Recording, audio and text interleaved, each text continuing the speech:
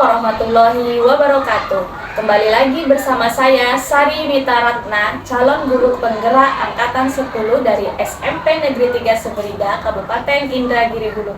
Kali ini saya akan melakukan percakapan pra-observasi untuk memenuhi tugas aksi nyata modul 2.3. Sekarang saya sudah bersama Bapak Nasrun Effendi sebagai seorang guru yang akan saya observasi. Assalamualaikum Pak Nasrun. Waalaikumsalam Bu. Apa kabarnya Pak? Alhamdulillah baik Bu.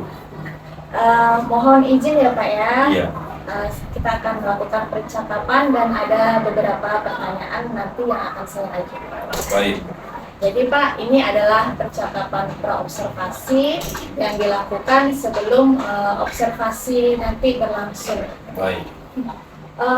Untuk observasi nanti Pak, apa tujuan pembelajaran yang akan Bapak capai? Baik. Jadi nanti di waktu pembelajaran, adapun tujuan pembelajaran yang akan saya capai itu yaitu peserta didik itu mampu untuk memahami ajaran pokok kitab-kitab Allah SWT terkait dengan iman kepada kitab-kitab Allah dengan benar. Oke, jadi tujuannya materinya di sini kalau saya lihat dari tujuan berarti tentang kitab-kitab dari yang Allah turunkan gitu ya Pak ya? Iya, ya. Jadi materinya nanti ini itu terkait iman kepada kitab-kitab Allah gitu. Oh gitu. Kemudian dari tujuan tadi apa sih area pengembangan yang akan dicapai nantinya Pak? Area pengembangan yang hendak saya capai pada kegiatan pembelajaran nanti itu terkait dengan pengetahuan, karena di sana sesuai dengan tujuan pembelajaran itu yaitu peserta didik ini mampu memahami ajaran pokoknya. Jadi ajaran pokok yang ada di kitab-kitab yang wajib kita imani itu. Jadi hanya baru sebatas pengetahuan saja ada yang ingin saya kembangkan itu. Jadi area pengembangannya baru sebatas pengetahuan sesuai dengan tujuan yang mau dicapai tadi ya Pak ya? Betul. Selanjutnya nih Pak, apa strategi yang telah Bapak persiapkan untuk observasi nanti? Baik. Untuk strategi pembelajaran yang saya siapkan untuk pembelajaran nanti, yang pertama ini pembelajaran berdiferensiasi ini Bu ya, karena siswa yang berada di kelas saya ini tidak semuanya paham atau pandai semua. Jadi saya mencoba pembelajaran berdiferensiasi terkait itu materi ataupun konten dari materi ini Bu ya. Jadi nanti siswa bisa membaca buku, bisa melihat video, dan nanti juga untuk memenuhi kebutuhan peserta didik yang suka bergerak-gerak sana sini, yang kinestetik itu, saya akan menampilkan atau menempelkan beberapa materi di beberapa sudut ini untuk biar mereka itu tidak bosan dengan hanya membaca atau melihat video saja Bu. Jadi mereka ada bergeraknya gitu. Jadi area strateginya sudah Bapak persiapkan dengan pembelajaran berdiferensiasi ya Pak ya. Menurut saya pembelajaran diferensiasi bagus itu Pak. Seperti yang Bapak ceritakan tadi, ini diferensiasi apa Pak? Diferensiasi konten dan proses ini. Oh, konten dan proses dengan menempel tugas-tugas tadi ya Pak ya. Iya. Oke, sangat apa ini Pak, sangat bagus sekali kalau saya dengar ya Pak ya. Nah, kapan nih Pak saya bisa mengobservasi Bapak? Oke, baik. Rencananya saya ini masuknya di kelas 83 ini Bu. Jadi kalau saya lihat jadwal ini di hari Selasa depan ini Bu. Jadi hari Selasa depan ini di kelas 83. Jadi hari Selasa di kelas 83. Jam keberapa itu ya Pak? Jam pertama Bu. Begitu masuk langsung saya masuk 83, jadi di sana langsung. Oke, berarti besok saya akan masuk ke kelas Bapak di hari Selasa di kelas 83, tepatnya pada jam pertama ya Pak ya. Oke, saya rasa begitu saja pertanyaan saya Pak. Nanti kita jumpa kembali ketika waktu observasi ya Pak ya. Semoga dengan percakapan ini bisa membantu observasi ke depannya, dan apa yang saya observasi itu semoga sudah sesuai dengan tujuan dan area pengembangan yang akan Bapak capai. Terima kasih Pak Nasrul. Sama-sama. Demikianlah percakapan pra-observasi yang telah saya lakukan. Sampai kembali lagi di percakapan berikutnya, yaitu pada pertemuan observasi dan pasca observasi. Saya akhiri. Assalamualaikum warahmatullahi wabarakatuh. Terima kasih Pak Nasrul. Sama-sama Ibu.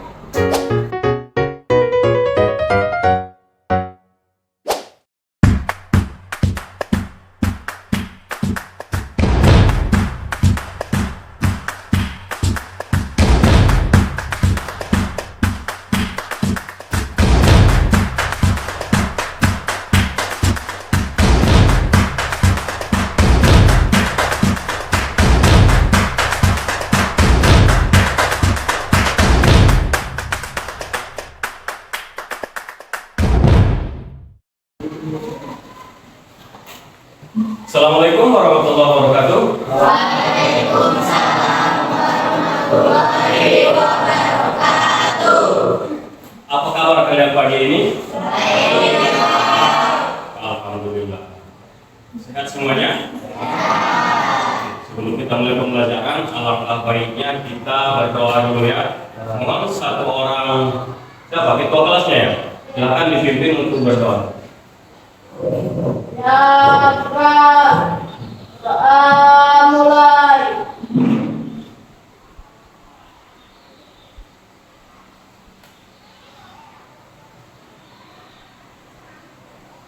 Doa selesai, ucapkan salam.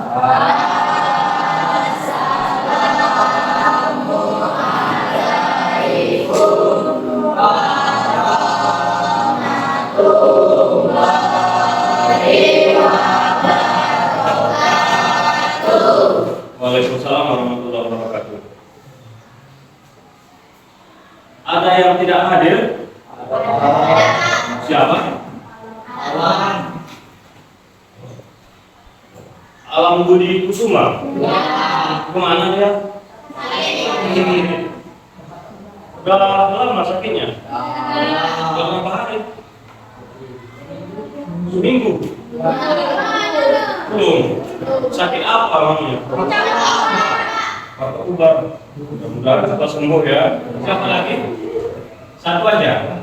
Ya Pak. Nih, mudah-mudahan si Alam cepat sehat ya, biar bisa belajar lagi sama kita. Baik. Sekarang kita masuk ke bab 2 tentang mendalami iman kepada kitab-kitab Allah. Di waktu SD dulu pernah belajar tentang kitab-kitab Allah? Ada yang tahu kitab-kitab apa yang wajib kita imani? Berapa? 4. 1. Al-Quran. 2. Injil. 3. Zabur. Ini 4 kitab yang wajib kita imani di dalam Islam. Masih ingat kalian ya? Oke, mantap. Bagus tuh. Jadi inilah nanti yang akan kita bahas di pembelajaran ini tentang kitab-kitab yang wajib kita imani kepada Allah Subhanahu wa Ta'ala. Di dalam pembelajaran ini nanti, di akhir pembelajaran ini, Bapak harapkan nanti kalian itu mempunyai akhlak mulia, beriman kepada kitab-kitab Allah yang 4 itu. Kemudian Bapak harapkan juga nanti setelah pembelajaran ini kerjasama gotong royong di antara kalian meningkat dan berpikir kritis karena kita nanti akan belajar kelompok dan kreatif di dalam penyampaian atau presentasi hasil diskusi kalian. Itu adalah profil pelajar Pancasila yang Bapak harapkan kalian capai di dalam pembelajaran kita pada hari ini. Adapun tujuan pembelajaran kita pada hari ini tujuan pembelajaran kita melalui model pembelajaran problem based learning. Peserta didik mampu memahami ajaran pokok kitab-kitab Allah dalam konteks iman kepada kitab Allah dengan benar. Ini tujuan pembelajaran kita. Sekarang coba perhatikan video berikut. Pengertian iman kepada kitab Allah. Iman artinya percaya. Iman berasal dari kata amana, yu'minu imanan, yang artinya percaya dengan sepenuh hati.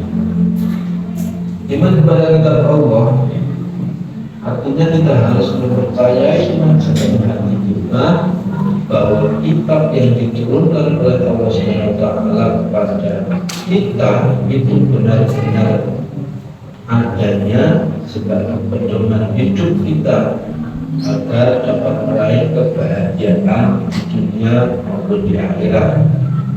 Jika kalian ingin bahagia dunia dan akhirat, ya harus percaya pada kitab Allah SWT. Al-Quran itu diturunkan kepada Nabi Muhammad Shallallahu Alaihi Wasallam pada abad ke-7 Masehi, yaitu mulai tahun 611 sampai 1400. Al-Quran ini diturunkan sebagai penempatan dari kitab-kitab sebelumnya. Jadi Al-Quran itu diturunkan untuk menyempurnakan Taurat, Zabur, dan Injil. Semuanya sudah terangkum dalam Al-Quran.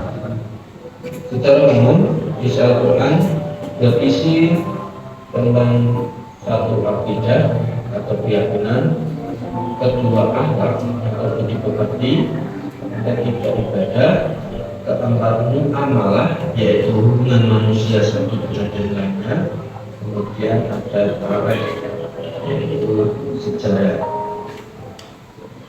Al-Quran. Jadi sudah tahu apa aja kitab yang wajib kita imani? Satu, dua, tiga, empat. Oke. Jadi dikarenakan ada 4 lembar ya di sudut-sudut Bapak tempel, di sana ada kitab penjelasan tentang Taurat, Zabur, Injil, dan Al-Quran. Nanti kalian akan bagi per kelompok. Kalian akan diskusikan ajaran pokok yang ada di dalam kitab-kitab tersebut. Kelompok 1 yang ini nanti akan membahas kitab Taurat. Kelompok 2 membahas kitab Zabur. Yang ketiga membahas kitab Injil. Yang keempat membahas kitab Al-Quran. Silakan duduk berkelompok. Silakan duduk.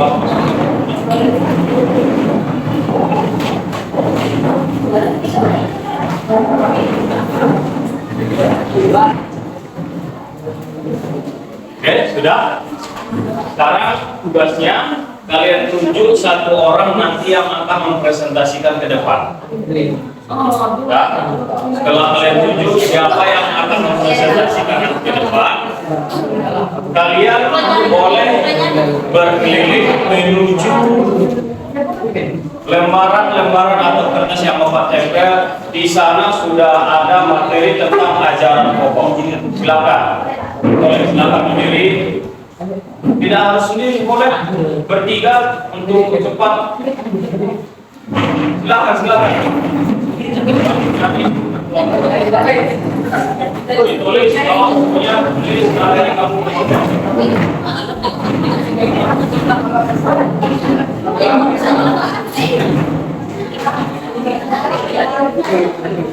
bawa alat tulisnya.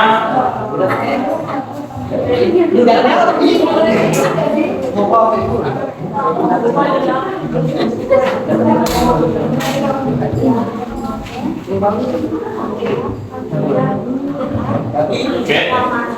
Yang lainnya yang tinggal di kelompok silakan satu orang pergi ke kelompok lain. Ini kan ada sisa beberapa orang nih. Satu ke kelompok 2, satu ke kelompok 3, satu ke kelompok 4. Lihat apa yang mereka pelajari, catat poin pentingnya. Silakan.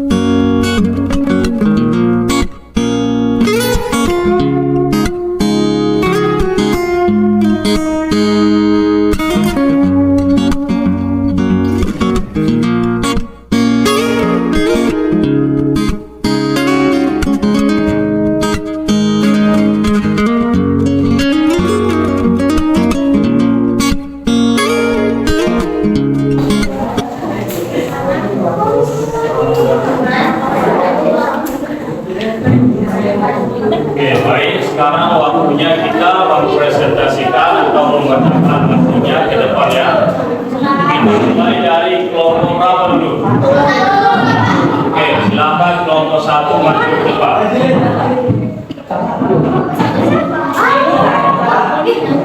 Tahu kelompok 1 tahu?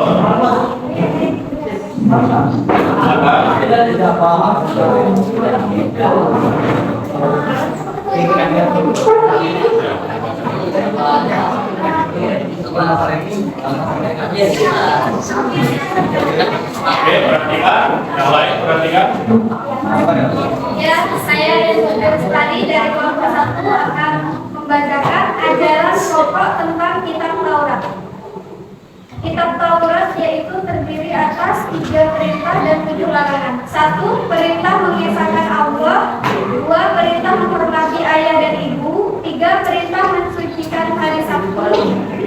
4. Larangan menyembah berhala. 5. Larangan menyebut nama Allah Subhanahu wa Ta'ala secara sia-sia. 6. Larangan membunuh manusia. 7. Larangan berbuat zina. 8. Larangan mencuri. 9. Larangan menjadi saksi palsu. 10. Larangan mengambil hak orang lain. Ya, sekian. Oke, bagus untuk kelompok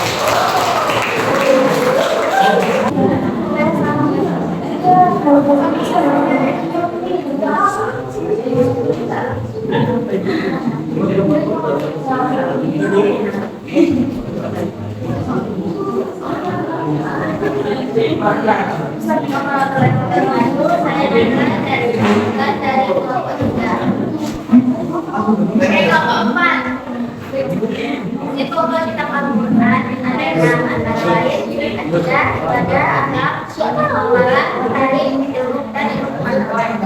Akidah berarti keimanan iman kepada Allah, malaikat, Al-Quran, umur, kiamat, dan ibadah. Ibadah berupa kerukunan, pengertian, penyembahan kepada Allah, Islam, salat, puasa, zakat, dan akhlak. Akhlak berarti akhlak menjadi pada anggota Allah atau orang tua dan orang lain. Muamalah berarti rencana pergaulan manusia dengan manusia dan manusia dengan makhluk lain. Tarikh berarti sejarah, kisah para nabi, orang soleh dan orang-orang terdahulu. Ilmu pengetahuan berarti kelahiran, alam semesta, dan asal. Oke. Terima kasih. Silakan tepuk tangan. Silakan. Oke, terima kasih sudah melakukan kerja kelompok dengan baik dan sudah membacakan hasilnya ke depan. Sekarang silakan kembali ke posisi semula.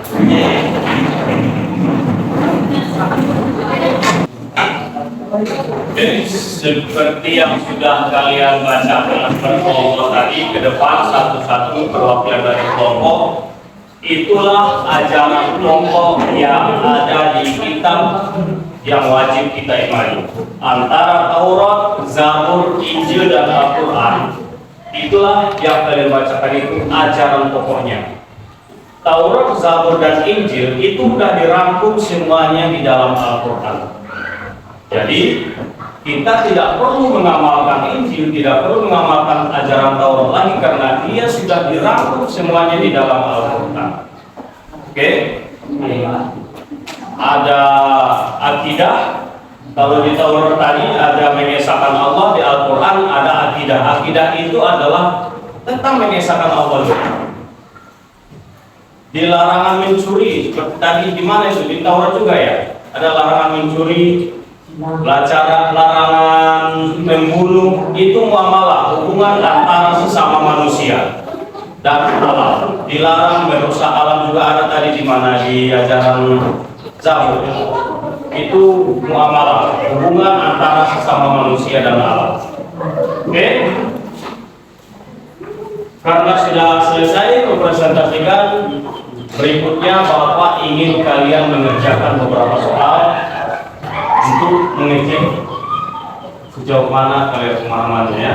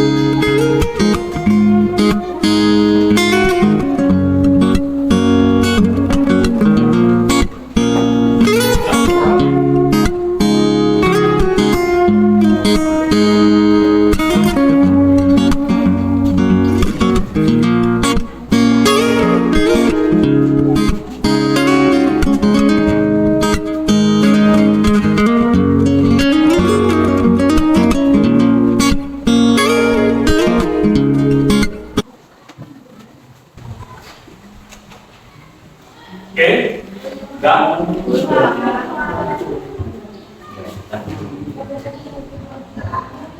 perhatikan sini, karena sudah selesai sampai dengan asesmen kita, maka rangkaian pembelajaran hari ini Bapak rasa selesai.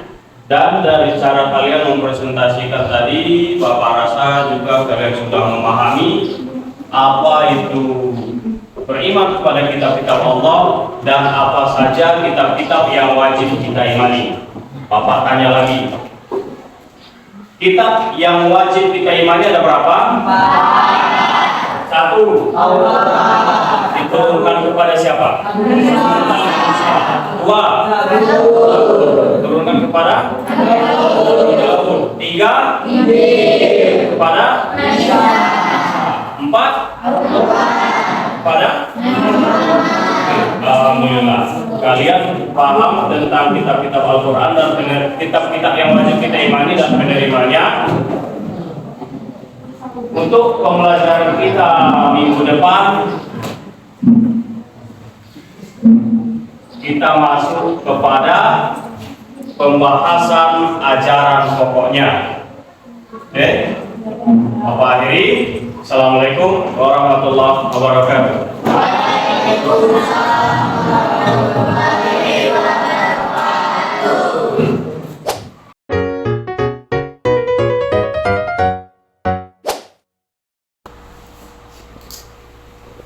Assalamualaikum warahmatullahi wabarakatuh. Kali ini saya akan melakukan percakapan pasca observasi kepada Bapak Nasrun Effendi. Apa kabar Bapak? Alhamdulillah baik Bu. Baik Bapak, kemarin kita sudah melakukan observasi di kelas ya Pak ya. Iya. Pada hari ini adalah kegiatan pasca observasi.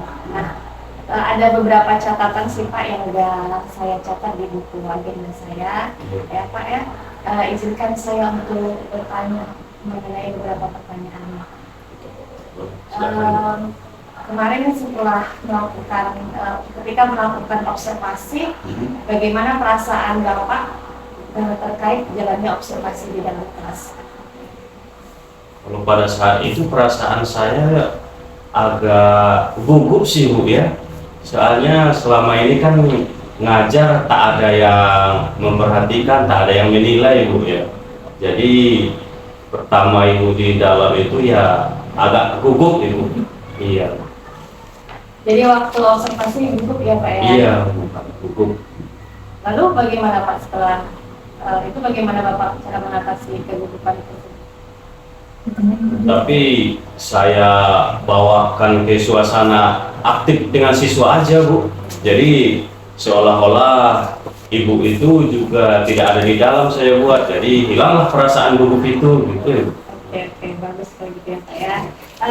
Bapak bisa Bapak ceritakan kembali apa area pengembangan yang Bapak lakukan di dalam kelas dan bagaimana tahapan-tahapan pembelajaran yang terjadi waktu observasi kelas kemarin. Sama seperti yang Ibu tanyakan di waktu praobservasi kemarin tentang area pengembangan kan Ibu.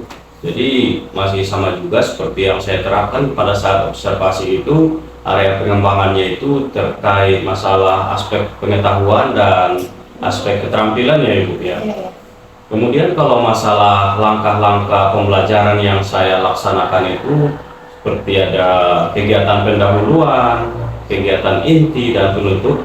Di pendahuluan itu seperti biasa saya ajak siswa dulu berdoa, kemudian mengecek kehadiran siswa, kemudian memberikan persepsi. Kemudian pada kegiatan inti saya mencoba melaksanakan pembelajaran diferensiasi Ibu. Jadi saya buat berkelompok, kemudian membuat beberapa materi. Jadi mencoba membuat siswa itu atau murid-murid itu aktif dalam pembelajaran seperti itu. Ya, jadi seperti yang Bapak katakan tadi dan yang saya amati kemarin, memang Bapak sudah menerapkan pembelajaran diferensiasi di dalam kelas ya Pak ya. Iya. Nah, dari area pengembangan tersebut Pak, sejauh mana area pengembangan yang sudah tercapai? Kalau dari aspek pengetahuan ya Ibu, itu lebih besar tercapai saya rasa Ibu. Ya, tapi tidak secara keseluruhan, adalah sebagian kecil mungkin yang belum tercapai. Tapi secara umumnya saya katakan tercapai dari area pengembangan yang saya terapkan itu. Jadi kalau dilihat dari pengetahuannya, area pengembangan pengetahuan itu sebagian besar sudah tercapai ya Pak tujuannya ya. Betul. Ada nggak Pak kekurangan atau tantangan atau kendala yang Bapak hadapi waktu itu? Kalau kendala pasti ada ya Bu. Yang pertama mungkin itu dari segi waktu Ibu. Karena ini bagi murid-murid mungkin masih hal baru, bagi saya pun masih hal baru ini pembelajaran diferensiasi. Jadi untuk mengatur waktu itu mungkin saya belum sempurna di bagian pengaturan waktunya. Kemudian yang kedua mungkin dari segi minat anak ini, ada beberapa anak itu yang kurang aktif. Jadi mungkin minat untuk belajarnya atau mungkin strategi saya yang kurang pas itu. Jadi dari waktu, manajemen waktu itu ya Pak Iya, ya? iya. Oke, dari manajemen waktu, kemudian minat anak, yang kemungkinan dari strategi pembelajaran yang Bapak terapkan. Jadi Iya. menurut Bapak, apakah strategi yang Bapak terapkan itu kenapa kurang tepat? Apakah kurang menarik atau bagaimana? Kalau menurut saya sih Bu, dari sayanya nih Bu, yang kurang paham atau kurang menguasai dalam penerapan strategi itu Bu. Kalau dari teorinya, dari pengertiannya, strategi yang saya terapkan itu sangat bagus malahan untuk anak-anak yang heterogen tersebut. Tetapi mungkin saya yang kurang pandai dalam penerapannya. Jadi untuk menerapkan pembelajaran berdiferensiasi tadi Iya. ya Pak ya, secara teorinya ada bagus tapi dalam penerapannya masih kurang dan perlu pengembangan lagi ya Pak. Betul. Nah, untuk menguatkan kekurangan-kekurangan tadi, apa nih rencananya yang akan Bapak lakukan? Saya berencana ini Bu untuk mengikuti pelatihan lagi terkait dengan pembelajaran diferensiasi, atau nanti saya akan berdiskusi atau bertanya kepada guru-guru yang lebih berpengalaman dari saya terkait penerapan pembelajaran diferensiasi ini, tentang bagaimana caranya ini biar pembelajaran tersebut bisa efektif gitu. Jadi bisa dibilang pengembangan diri, kemudian mencari guru yang berpengalaman gitu ya Pak ya. Iya. Untuk pengembangan diri ini yang Bapak lakukan, apakah Bapak mau secara mandiri atau bagaimana? Mungkin nanti saya bisa belajar online Bu ya. Soalnya kan pelatihan-pelatihan online banyak kan Bu. Nanti saya akan mencoba pelatihan online. Kemudian bisa juga nanti saya cari di PMM Bu. Ya, banyak sekali ya Pak sekarang ini tempat-tempat atau fasilitas-fasilitas pengembangan diri ya Pak ya, baik Iya. secara daring ataupun tidak ya Pak. Iya. Nah, kira-kira nih Pak, Iya. kapan mulai Bapak akan lakukan kegiatan pengembangan diri? Secepatnya ya Bu ya. Soalnya saya pun masih tertantang juga ini untuk penerapan pembelajaran diferensiasi yang benar dan baik ini. Jadi nanti secepatnya saya akan berdiskusi dengan guru-guru yang lebih berpengalaman sambil saya akan mencari pelatihan terkait pembelajaran diferensiasi ini. Yang jelas secepatnya ini akan saya laksanakan. Jadi secepatnya akan dilakukan pengembangan diri tersebut ya Pak ya. Iya. Nah, semoga setelah melakukan pengembangan diri tersebut, pemahaman baik pun praktik Bapak tentang pembelajaran berdiferensiasi akan lebih mantap lagi ya Pak ya. Iya. Bukan cuma teorinya yang bagus, tapi prakteknya juga semakin bagus dan mantap ya Pak ya. Iya. Baik Pak, mungkin hanya itu saja kegiatan percakapan pasca observasi kita Pak. Iya. Terima kasih ya Pak ya. Iya. Terima kasih juga Ibu. Baiklah, demikian kegiatan pasca observasi. Saya akhiri, Assalamualaikum warahmatullahi wabarakatuh. Waalaikumsalam.